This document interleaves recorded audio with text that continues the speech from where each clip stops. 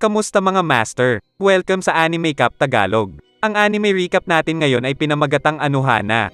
Kaya ano pa ang hinihintay nyo? Mag-relax at manood para ang buhay hayahay, simulan na natin.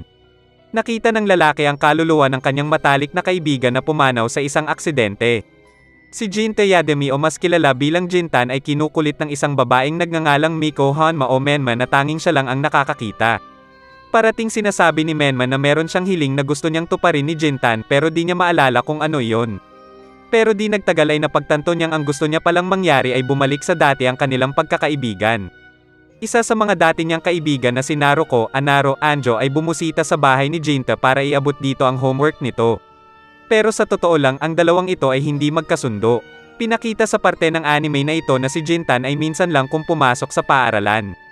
Habang kinukulit ni Menma si Jintan na makipag-ayos kay Naruko, nakaabot sila sa syudad kung saan nakita nila ang dalawa pa nilang dating kaibigan na sina Chiriko, Tsuruko, Tsurumi at Atsumo, Yukiotsu, Matsuyuki. Nang di na malayang nabanggit ni Jintan ang pangalan ni Menma ay biglang nagalit si Atsumo. Sa inis ni Jintan ay bigla itong umalis at iniwan si Menma roon. Naalala ni Jintan ang nakaraan kung saan siya, si Menma, at ang iba pa nilang kaibigan ay parte ng isang grupo na tinatawag na Super Peace Busters kung saan madalas sila kung mag-hangout noong sila ay bata pa. Isang araw, aksidenteng nasaktan ni Jintan ang damdamin ni Menma nang tanungin siya kung may gusto ba siya rito. Nagpa siya siyang humingi ng tawad pero bago pa man ito mangyari, naaksidente si Menma at namatay. Sa kasalukuyan, binibisita ni Menma ang bahay ng kanyang pamilya. Nagpa siya si Jinta na hanapin si Menma upang makahingi na ng tawad dito kaya pumunta siya sa dati nilang tambayan. Dito, nagkita sila ng panghuli at pinakamatandang miyembro ng dati nilang grupo, si Tetsudo, Popo, Kisekawa. Nang sabihin ni Jinta kay Tetsudo na nakikita niya ang kaluluwa ni Menma ay agad siya nitong pinaniwalaan. Samantala, nagkita sina Anaro at Shinko pero agad din itong nag-breakdown nung nabanggit ang pangalan ni Menma. Ipinakita roon na sinisisi ni Naruko ang kanyang sarili sa pagkamatay ni Menma. Sinuggest naman ni Tetsudo na baka ang wish na gustong matupad ni Menma ay ang magkaroon ng rare monster sa larong Nookmen na agad namang binili ni Jinta sa shop kung saan nagtatrabaho si Anaro. Ginugugol niya ang gabi sa paglalaro nito bago bumalik si Menma. Kinabukasan, pinuntahan ni Tetsudo si Atsumo para sabihin ang sinabi sa kanya ni Jinta tungkol kay Menma. Mayat maya ay pumunta siya sa bahay ni Jinta para ipaalam dito ang paraan para makuha nila yung rare monster. Bilang resulta, binisita nila si Anaro na pumayag na tulungan sila sa isang kondisyon na bumalik na sa pag-aaral si Jinta. Sa pagbisita nila, naging masaya si Menma nang mapansing mayroon pa ring koleksyon ng video games at manga si Anaro tulad noong sila ay bata pa. Matapos ang isang buong gabi na paglalaro ay nagawa nilang makuha ang rare monster, ngunit hindi pala iyon ang wish ni Menma. Kahit na ganoon, positibo sila na magagawa nilang i-fulfill ang wish nito. At the same time, na-realize rin ni Jinta ang kanyang sariling hiling at yun ay ang humingi ng tawad kay Menma dahil sa aksidenteng nangyari. Matapos kulitin ni Menma ay nagtungo na si Jinta sa paaralan pero agad din namang nagbago ang kanyang isip nang makatanggap siya ng insulto mula sa mga kaibigan ni Naruko. Pinuntahan niya si Tetsudo na nagsabing nakita raw nito si Menma noong nakaraang gabi. Pagkabalik ni Jinta sa kanilang bahay ay nakita niya si Menma na nagbabake ng muffins na madalas gawin ng kanyang pumanaw na ina. Sabi pa ni Menma, hindi raw siya bumisita sa bahay nila Tetsudo. Kinabukasan, napagdesisyonan ni Tetsudo na mag-hold ng Menma search party na barbecue event kasama ang iba. Nang dumating si Atsumo, sinabi nito na nakita rin daw niya si Menma. Matapos ipinalayo ni Jinta si Menma sa lugar kung saan ito namatay ay sinabi ni Naruko ang maaaring dahilan kung bakit nakikita ni Jinta si Menma, ito ay dahil mahal niya ito. Ayon naman kay Atsumo, ang sinabi ni Menma sa kanya ay magkaiba sa kung anong nakikita ni Jinta pero ibinahagi ni Jinta ang tungkol sa muffins kanina para may convey ang totoong nararamdaman ni Menma. Sa sumunod na araw ay binisita ni Chiriko Jinta at sinabihan na konfrontahin si Atsumo tungkol sa fake Menma nito. Noong nagkita na ang mga magkakaibigan kinagabihan ay napansin nila ang isang batang babae na tumatakbo sa kagubatan, akala ng lahat na si Menma ito ngunit ang totoo ay si Atsumo pala iyon na nagpapanggap lang. Sinisi ni Atsumo ang kanyang sarili sa pagkamatay ni Menma.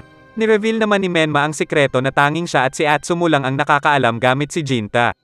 Mayat maya ay iminungkahi ni Chiriko kung paano niya napansin ang obsession ni Atsumo kay Menma. Naalala ni Atsumo ang nangyari ilang taon nang lumipas noong nag-confess din siya kay Menma matapos tumakbo paalis si Jinta para lang mabasted. Meanwhile, nagtataka si Jinta kung bakit hindi buo ang kanyang atensyon sa pagtupad sa hiling ni Menma. Kinabukasan ay pumunta si Naruko sa karaoke bar kasama ang kanyang mga kaibigan. May isang lalaki roon na nagpumilit sa kanya na samahan ito sa isang love hotel. Pero nailigtas naman siya noong saktong dumating si Atsumo. Sa biyahe pauwi, tinanong ni Atsumo si Naruko tungkol sa nararamdaman nito kay Jinta. Conflicted naman si Naruko kung gusto niya ba talaga si Jinta or hindi. Sa kabilang banda ay sinabihan ni Tetsudo si Jinta na ang rason kung bakit nandito peren ang kaluluwa ni Menma ay dahil hindi ito makaakyat sa langit. Sinabi ito ni Tetsudo fully aware na nasa paligid lang si Menma kahit hindi niya ito nakikita kaya nalungkot ng matindi ang batang babae sa narinig. Habang iniisip kung ano ba talaga ang hiling ni Menma na pagdesisyonan ni Jinta na bumalik na sa pag-aaral. Pero ang kanyang pagbabalik ay natabunan ng rumors na may nakakita kay Naruko na pumunta sa isang love hotel. Nagalit si Naruko sa mga chismis na kanyang narinig, pinrotektahan naman siya ni Jinta at sabay silang umalis sa classroom. Nag-aalala si Naruko na baka marinig ng kanyang mga magulang ang tungkol dito kaya naisip niya na magstay muna sa secret base nila at di muna papasok ng paaralan. Habang nagbabaka sakaling makakita ng clues tungkol sa wish ni Menma, pinuntahan ni Jinta, Naruko, and Tetsudo ang bahay ni Menma para magbigay-pugay kung saan na-meet nila ang mama nito at ibinigay sa kanila ang diary ni Menma. Lahat naman sila ay nag-agree na babasahin nila ito kinabukasan. Noong nasabi ni Jinta kay Menma na binisita nila ang ina nito, halatang nalungkot si Menma dahil gusto niyang makalimutan na siya nito para hindi na ito masaktan pa. Nagalit naman si Jinta sa sobrang pagka-selfless nito kaya tumakbo siya papalayo. Sina Jinta, Naruko, at Tetsudo ay sinilip ang diary ni Menma, doon ay nakita nila ang entry kung kailan ang grupo nila ay ninais gumawa ng fur work para makasend ng letter kay God na tulungan ang mama ni Jinta kahit na ipinagbabawal iyon. Noong tinanong naman ni Chiriko si Atsumo kung ba't nila inilihim na tinawagan pala ni Menma ang iba noong araw na iyon, sagot naman ni Atsumo ay dahil gusto nila itong itago kay Jinta. Nirecommend naman ng ama ni Jinta ang kaibigan nito na gumagawa ng fireworks, ngunit kailangan nila ng 200,000 yen para magawa ito. Nag-part-time job si Jinta para maabot nila ang kailangang halaga para mabili ang firework. Nagtatrabaho siya si game store ni Naruko sa umaga at sa construction site naman ni Tetsudo sa gabi, minsan ay nag-swap pa siya ng shift para mas mataas ang bigay. Nagsumikap din si Naruko at Tetsudo para may contribute sa funds. Nalaman ni Menma na nagtatrabaho si Jinta kaya kaysa sa pumunta sa paaralan ay nagmamadali itong pumunta sa secret base nila. At doon ay narinig niya ang tungkol sa fireworks at nakita ang effort na ginagawa ni Jinta para sa kanya. Ngunit, kinabukasan ay nalaman nila na di na sila magagawan pa ng fireworks. Sa tingin naman nila ang nagpabawal dito ay ang ama ni Menma. Binisita naman agad ni Jinta ang ina ni Menma para itanong ang tungkol sa fireworks, tumanggi naman itong magsalita at ipinalabas ang kanyang hinanakit kung paano lumaki ang iba ngunit ang kanyang babaeng anak ay namatay. Kalaunan ay inakusahan ni Atsumo si Jinta kaya nag-decide ito na tuparin ang wish ni Menma ng mag-isa. Nagkaroon ng negatibong epekto ang mga trabaho ni Jinta sa kanyang kalusugan kaya pinayuhan siya ni Naruko na itigil na ito. Inamin din ni Naruko na nakaramdam siya ng saya nung pinagsalitaan ng masama ni Jinta si Menma dahil may gusto siya rito noon. Sinabi niya rin na sa panahong matupad nila ang hiling ni Menma ay maglalaho ito muli mula sa kanila. Kinabukasan, sinamahan ni Jinta ang kanyang ama na bisitahin ang puntod ng kanyang ina. Habang sila ay naroon, ang iba naman ay nakatanggap ng silent calls mula sa telepono ng bahay nila Jinta. Pagkatapos noon ay binisita si Jinta ng kapatid na lalaki ni Menma at kinuwento niya rito ang kanyang memorya kay Menma. Noong kukonfrontahin na sana ng iba si Jinta sa kanilang secret base tungkol sa mga silent calls na kanilang natanggap ay dumating si Menma at pinaalam ang kanyang presensya sa pamamagitan ng pagsulat ng bagong entry sa kanyang diary at paghulog nito sa sahig. Dahil doon, sinabi ni Atsumo na dapat nilang ipagpatuloy ang kanilang efforts kaya kasama si Chiriko ay pinuntahan nila ang papa ni Menma para humingi ng permiso na ipagawa ang fireworks. Hindi nagtagal ay sinimula na ang paggawa ng fireworks. Nainis naman si Atsumo na tanging si Jinta lang ang nakakakita kay Menma, habang si Naruko naman ay nanlumo na hindi siya maikukumpara kay Menma. Habang sinusubukan ni Atsumo na pag-aanin ang pakiramdam ni Naruko, narinig ni Chiriko na sinabi ni Atsumo na makikipag-date ito kay Naruko. Matapos makasama ng buong gabi si Tetsudo, may napansing carp si Menma sa river kaya nilapitan niya ito na ikinatakot naman ni Jinta. Sinabi niya rito na gusto niyang magstay si Menma forever. Nagsisimula ng maglaho si Menma. Ang kanyang kamay ay naging semi-transparent na. Habang nagsagawa ang grupo ng party para kay Menma at para sa kanilang fireworks show kinabukasan ay naging malamig ang pakikitungo ni Chiriko kay Atsumo. Sinabi niya na nung araw na iyon ay may nais gawin si Menma para kay Jinta. Sa gabi ng party, inutusan ni Atsumo si Naruko at Tetsudo na ipaamin si Jinta sa kanyang nararamdaman kay Menma. Habang naglalakad pa uwi naisip ni Naruko ang sagot ni Jinta at ang kanyang pagkagusto sa taong ito. Nireveal din ni Chiriko ang kanyang tinatagong paningin kay Atsumo at ang kanyang pagkadismaya dahil ang second choice nito ay si Naruko. Pauwi ay tinanong ni Jinta si Menma kung mas gusto ba nitong magstay para pwede silang magsama, pero ang sagot ni Menma ay kahit na gusto niyang makasama ang kanyang mga kaibigan at pamilya ay gusto niya ring makaangat sa langit at ma-reincarnate.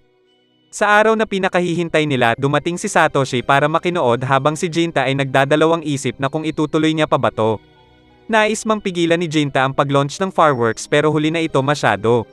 Habang naglalakbay ang fireworks patungong kalangitan ay narinig ni Jinta ang boses ni Menma. Lumingon siya sa kanyang likuran at nakita niya si Menma na pinagmamasdan ang fireworks. Sa tingin ni Jinta at ng iba na ang rason kung bakit di makapunta sa kabilang buhay ang kaluluwa ni Menma ay dahil masama ang loob nito sa kanila.